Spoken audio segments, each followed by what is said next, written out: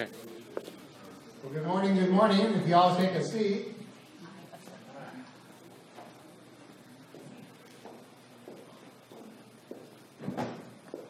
Well, again, welcome to our morning Bible class. Today we have a very special treat. Serge Gastori will be leading our Bible class this morning. Also will do the sermon for us. Serge comes from Rwanda.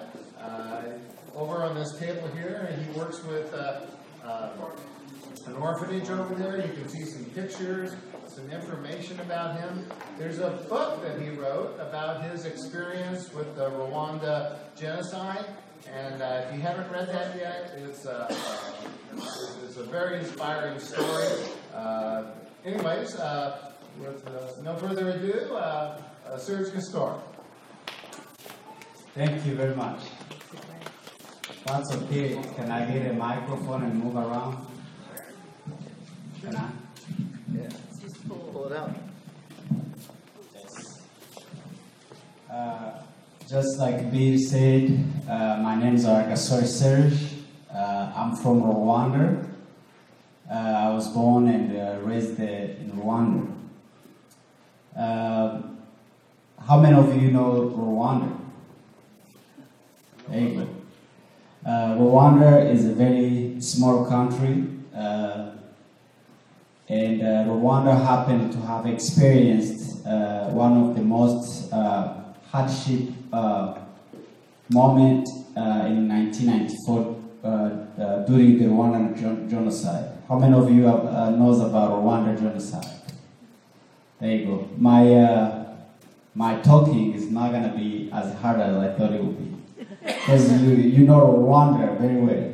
And how many of you have been in Rwanda? That's another question. Okay. I know you are coming very soon after I speak.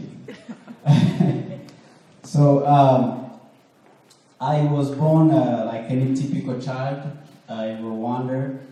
And we started experiencing some type of divisions in Rwanda even before 1994, because there were some divisions in class, on the street, in our neighborhood, because the government had started this ideology of separating people based on their tribes.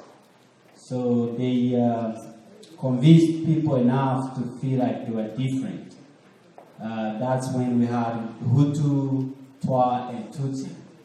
The government was pretty much made by Hutus, all the way from the president all the way down to the village leader were Hutus. And they thought it was good to wake up and start killing Tutsis with intention and hope that they can finish all Tutsis, and they will stay with the country by themselves. There's one tribe I mentioned, which is Twa. The Twa is a tribe that really don't care. They are not active, administrative, leadership-wise. They don't care. They are people who lived in the bush. They used to call them pygmies. So that's why a lot of times when I'm talking about tribes in Rwanda, I talk about Tutsi and Twa and Hutus only. So, because I was on the side of Tutsi, Hutus attacked us in 1994, and our neighbors who we used to sit down and share meals and hang out and pray around, they came back and started killing us, starting from my very next neighbor. The genocide was hard, but even after the genocide, what I had to go through as a child, when genocide took place, I was 8 years old. After the genocide, what I had to go through, child abuse, neglect, living in oppression, extreme poverty, was even worse than the genocide. I was thankful that I survived the genocide. My grandmother died in front of me inside the Catholic Church. That was bad. But after the genocide, when there were times that I was sick and my stepmother decided to hide me in one of the rooms so my dad won't know that I'm sick, that was very hard. There were times that I didn't have a school tuition and I wondered who I can go to talk to and get a school tuition. There were times I was bullied at and was wondering who I can go to and talk to. So that experience stayed with me all the way until I was 16 years old, when I started to develop my running talent. I kept working on my talent, playing all kinds of sports, and I realized I could be a good runner after trying several sports. And once I realized I can run, I thought I can use my talent to get better myself, and maybe use that studies to voice for children whom I'm convinced and still convinced that they live or they were living the lives I lived in the past. So I started running, and it's another story how I became a runner.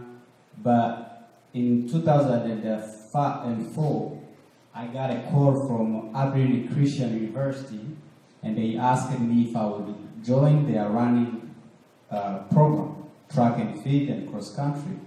How many of you know Abilene Christian University? And thank you. So I went to Abilene Christian University. I love Abilene Christian University. It's the university that shaped me who I am now. You can even see that I have their suit on. So I came to Abilene Christian University. I didn't know what God had for me. I didn't know why God led me to go to Abilene Christian University. But even now, as I continue to search purpose of life, purpose of me being alive and surviving the genocide, surviving the child abuse, I still wonder why God brought me all the way from Rwanda and brought me to school in Abu. But I think at the same time I'm continuing to see God using me in all my ways. Thank you. So when I was at TCU in 2008, I went back home for a visit. And as I'm walking inside my community, which I used to love and I loved so much, I sensed a sense of darkness. I saw darkness in the community that I loved. And you know, the killing that I mentioned took place in the Catholic Church inside. So the Catholic Church now have turned into a genocide memorial site. So, and I saw the genocide memorial site inside the village. So dark face, people don't smile, kids are struggling. And I came back to school at SCU. I was in Rwanda for vacation. So when I came back to SCU, something kept haunting me. And that was, who's responsible to bring a smile back in that community? Who's responsible to bring back hope in that community? And that's when I realized I should be one responsible. I should be the one feeling responsible for restoration of hope and faith in that community, a community that lost faith. You could imagine if the genocide took place at church. Would you go back to church? So the killing took place inside the church. So many people had lost faith, including me, because I'll tell you, when I came to SCU in 2005, I I did not want anything that had to do with church. But I was transformed through the SU community, by the SU community professors who loved me, professors who spent enough time and wanted to cover materials that I didn't understand, and all of a sudden I transformed and became a Christian again. But let me go back to when I came back from Rwanda from vacation. So that's when I started thinking, I should be doing something. So when I was at SU all the time, since 2005, I started a ministry in Rwanda to provide health insurance, because I was convinced enough that now people of that community, they need more actions, Christian actions, more than words.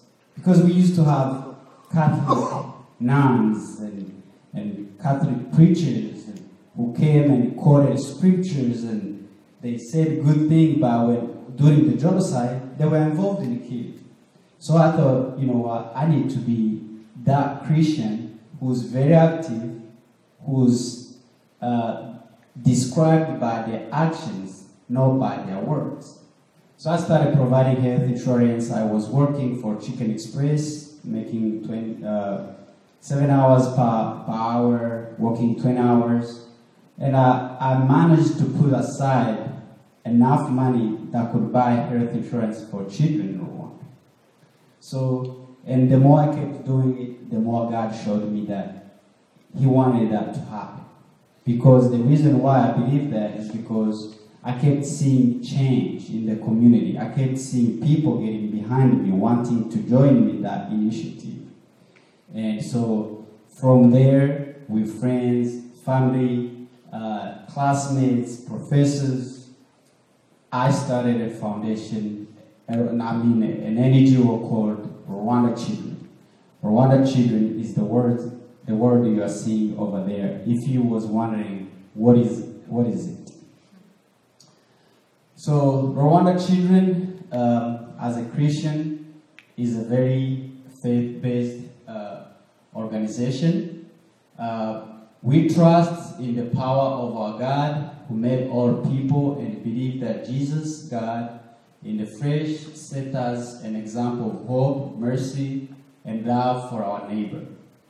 As a result, Rwanda Children seeks to embody and live out the example of love through our presence and through the sharing of our resources with vulnerable and at-risk children in the country of Rwanda. Hopefully, one day I'll get up in other countries. But right now, I'm serving at-risk children in Rwanda. And if you heard me very well, the whole passion and the vision came from my experience, how I was born and raised, what I had to go through. I believe that there were so many kids living the same situation. So when I'm in Rwanda, what I'm doing is to try to provide a safe haven for children who are at risk. And that's what we're going to see in my presentation. So, our ministry, or our NGO, have these 7 big components. We very much care about making disciples and community outreach. That's our biggest component, and there is no way I can go there and be able to serve or save these many children by myself. Jesus went ahead and had 12 disciples.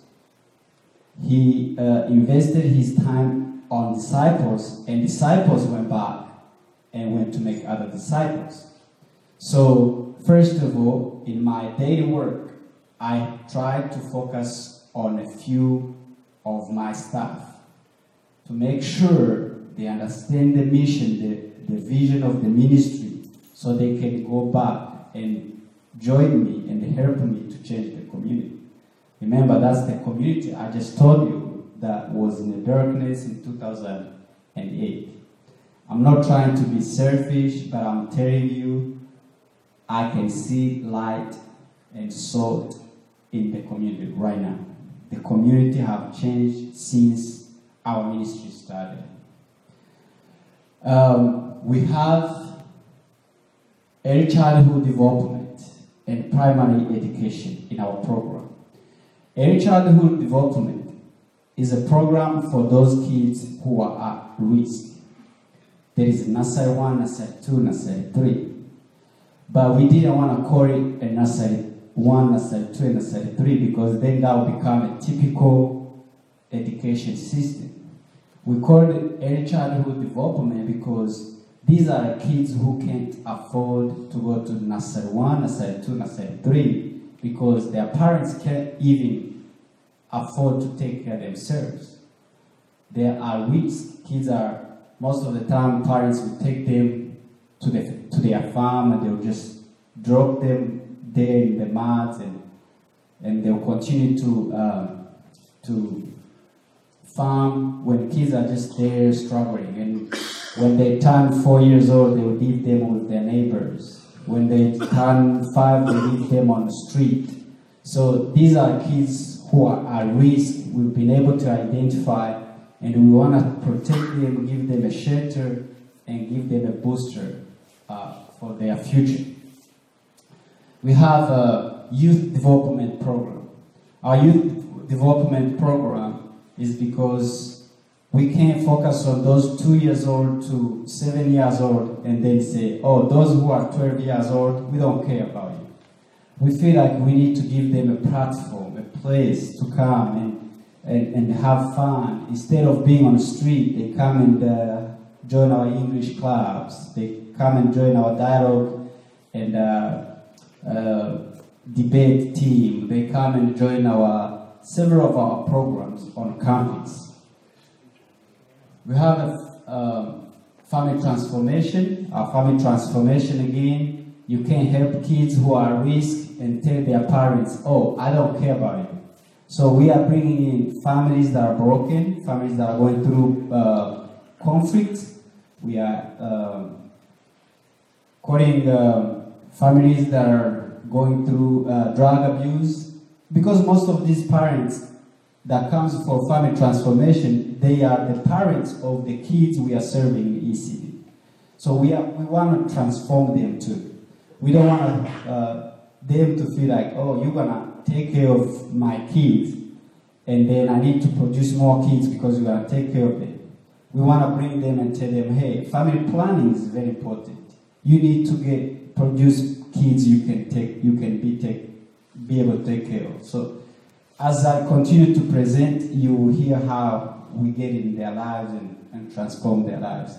We have a health center for pre and postnatal and malnutrition. We have a microfinance where we come back and help those parents of our early childhood program to start thinking about how to start a business, how to start being a strong family and things like that. Our reforestation center helps us with our Go Green program in Rwanda, especially in the area where we are. When I'm talking about disciple making and community outreach, and I think I'm going to go back to this presentation, especially during our church service today. But when I'm talking disciple making and community outreach, I'm talking about our kids like that. Those are kids we are taking care of 24 hours, 7 days. Those kids have formed something they call Meter of Jesus. All these kids woke up one day and they came and said, we feel like we want to be example of all other kids in the community. I got a lot of questions from some of my partners. They're like, what is the Meter of Jesus? And I was like, I have no idea. They want to be Meter of Jesus. Maybe they want to live the life Jesus lived. And I kept thinking about and I thought it was a very broad question, and also has a broad answers. So that's something that keeps me going when I take care of kids, and all of a sudden they are the ones coming up with initiatives like that. When I'm talking about disciple making, I'm talking about our team. This is our team. When I recruited these people to join me, when I got in Rwanda after finishing school from ACU, when I joined this team, I didn't tell them, oh, you have to be a Christian. I didn't tell them, oh, you have to be a servant. All I did, I brought them through. I brought them, showed them good example, formed them intentionally, because like I said, I wanted to form disciples that could join me and help me deliver service to the community. Now we have a worship service on our campus. They lead the worship. They have a choir, and they take time. They go out in the community and go serve. That's the community outreach. What I'm talking about disciple making is that this baptismal pool we just built in our community. And this very morning, we baptized 120 people for the first time. Amen. This morning. So I got this picture when I was in the hotel where I slept. Because it's in the evening there on Sunday. And so they baptized people in the morning. And they sent me pictures. Because I voiced for a church in Abilene to help us build this baptismal pool. So for the first time, they baptized 120 people, including some of our Middle of Jesus kids. So that's the baptism taking place. That's how many people that were there. So that's something that keeps us going. That when I see many people worshiping like that, I don't think that kidding will ever take place in the church again. Our early childhood program, that's our kids. They are in P1 now.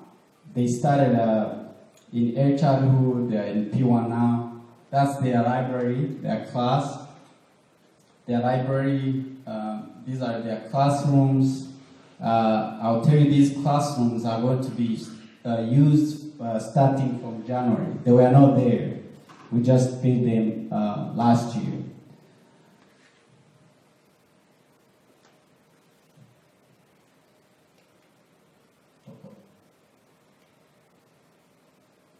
So, 6 classrooms and 2 offices were built. 135. I think I'm going out of control. We have about 10,000 school books, 379 reading books, and 13 kids' laptops. Those are like really very, very small laptops. So,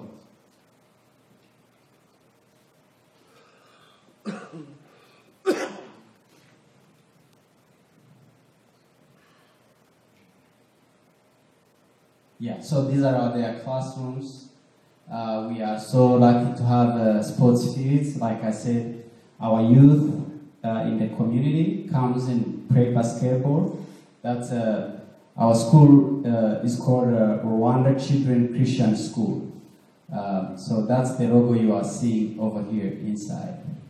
And this is a soccer field, which you call football. So we are very excited about these because kids now are going to start coming to us and, oh my, am I going?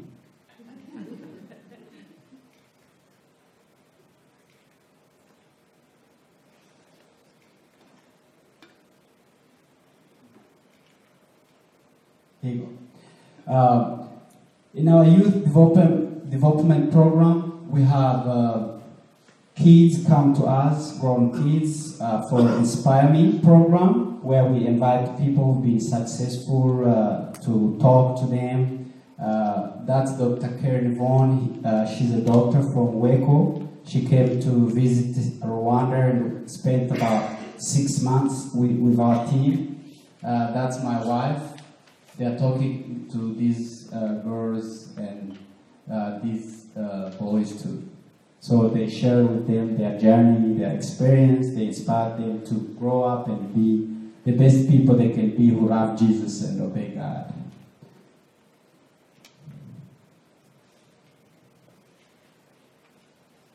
That's when youth from the community comes. Like I said, they are in different clubs. They come and do farming and they grow vegetables and fruits, things like that. This young lady, she's among of our youth program. Her mom is on campus and she joined our handcraft making team made by widows and survivors of the genocide. And she taught her daughter how to make our artworks with trades, using trades. So she won #2 in our province, and this is the national TV coming to capture her story. When I'm talking about bringing hope, having a community with light and salt, this is what I'm talking about. People starting to have hope, faith, and starting to have a self-worthy in themselves. This is an event we put together for kids who like to run. And it's there. When I'm doing things like this, I'm hoping one of them will discover that they can run and they will get a scholarship at Abilene Christian University and be like me. So that's something I'm very, very excited about.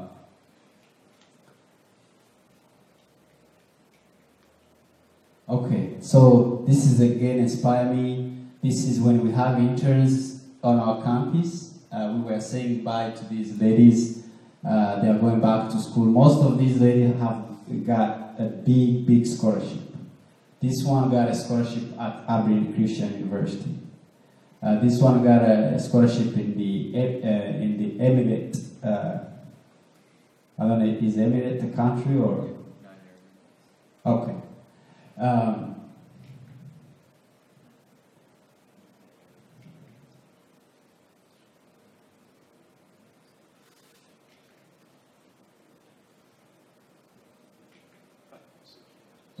Search. Yes. You'll point your pointer this way. Oh, I have to do that. Yeah. Okay. There you go.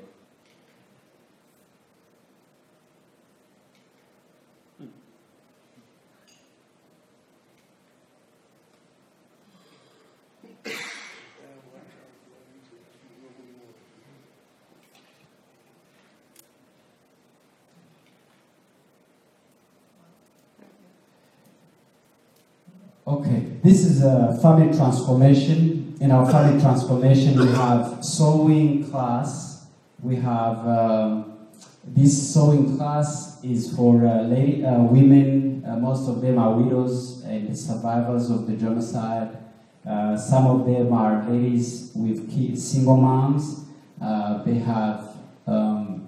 They used to feel like they can't do anything because they don't have a degree, they don't have a basic education.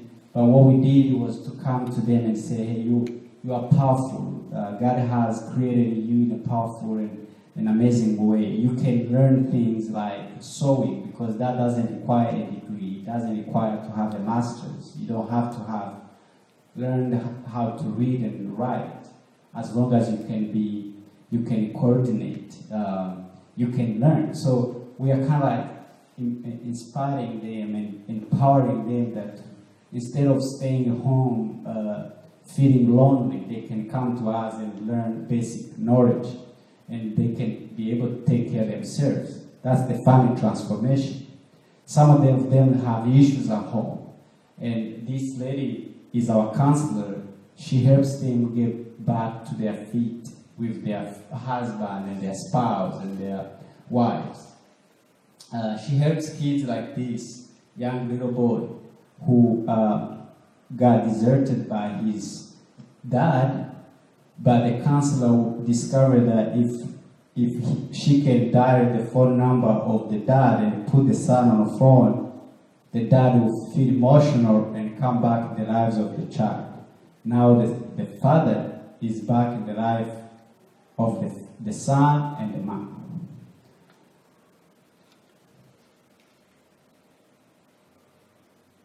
There you go. In our family transformation, we've been thinking so hard what we can do to help the family get up on their feet.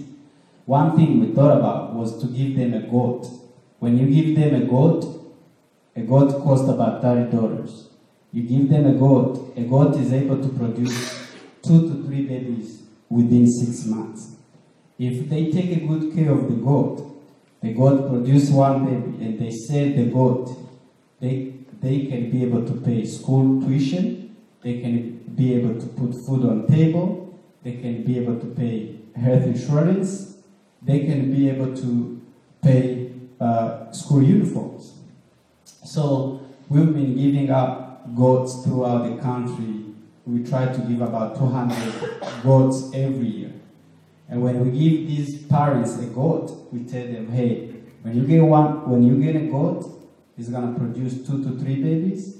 Take the first one, sell it, maybe fix issues at home, but take the second goat and give it to your neighbor.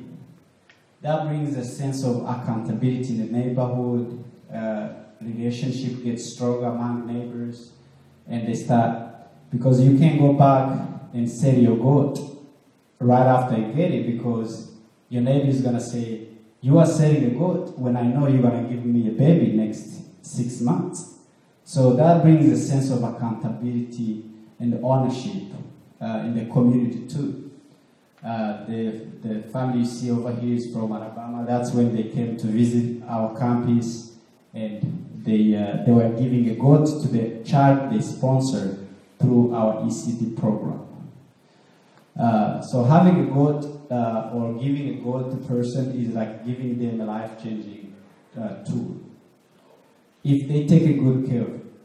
And we go back and check if they are for sure using the goat in the way we told them they should. So we sign a covenant with them that they will make sure they do things we wish they could do.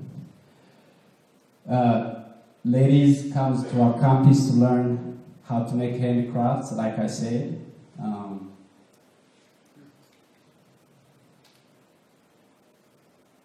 Okay, so this is our health center. It shows you this little boy. That's when he came to us about a year ago. You can see how his belly was. Those are intestinal parasites and worms. But look how he is now. He's very healthy and he's in school. I'm pretty sure he has hope of life from now going forward. This is Tionest. This child came to us about 9 months ago. He was walking by the street with his dad. His dad was having him in his back. And when I'm talking about making disciples, one of my staff saw the father with a son in the back, a son that is literally dying. And he said, stop. Say, what's going on? And the father said, oh, the mom of this son deserted us, and I'm struggling to take care of the son. As the son walks in our clinic, the son was literally dying. So we had to put him in a hospital for 2 weeks. And as soon as we put the message on Facebook, we got a sponsor for this child. So we told the dad, who was working manual labors, we said, how about you cut off a little bit on your work and you take care of your child, and we'll make sure you get the rest of income so you can be able to take care of the child. So the son is called Theonest, and the father is Theogene. So this is how he looks like right now. He's like any child running around. So he's happy. This is our nurse giving medicine we give to kids for intestinal parasites once in every 3 months. That's my wife. My wife is an LVN nurse. She went to Cisco Junior College in Abilene, if you know which one I'm talking about. So, I met my wife in Abilene, by the way.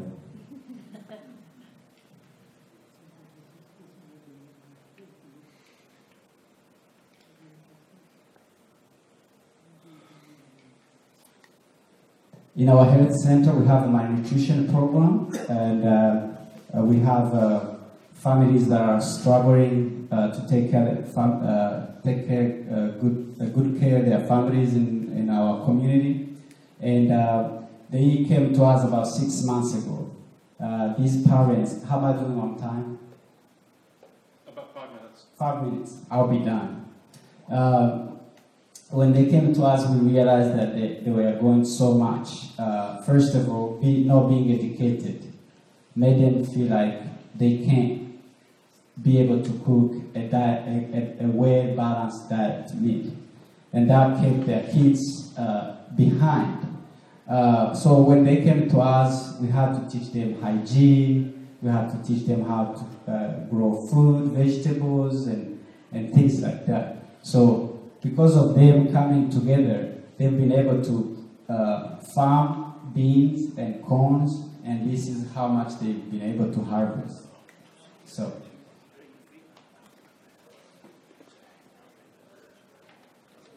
there you go. In our microfinance, we've been able to teach women, especially widows and single moms and survivors of the genocide, how to start a business. This lady is a part of our beneficiary program. She has a kid in our ECD program. She's selling tomatoes and vegetables, and she's been very, very successful. This is a business she started between $15 and $20. They are learning how to make soaps. Those who graduate in our sewing programs have been able to get a sewing machine, and they can go on and start a business right away.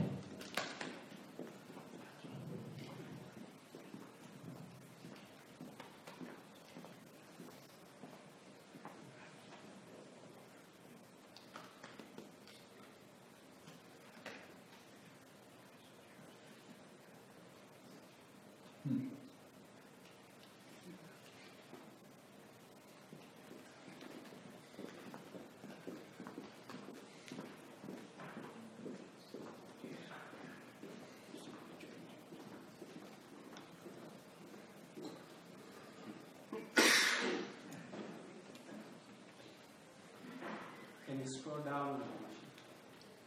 Keep going. Keep going down. Okay, keep going down.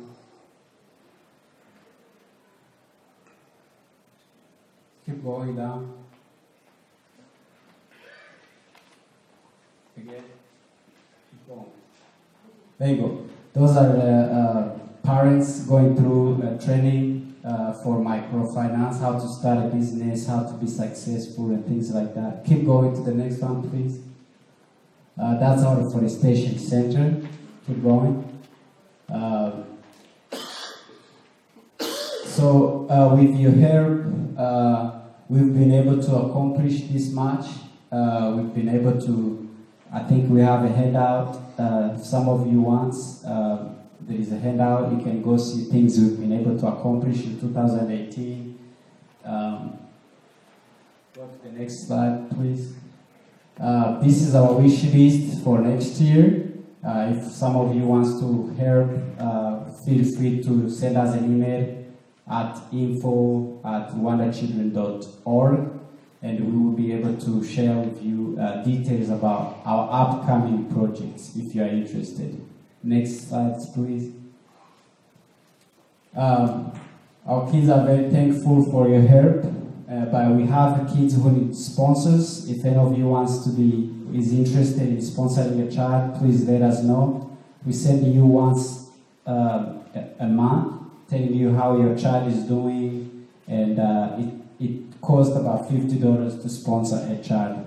every month.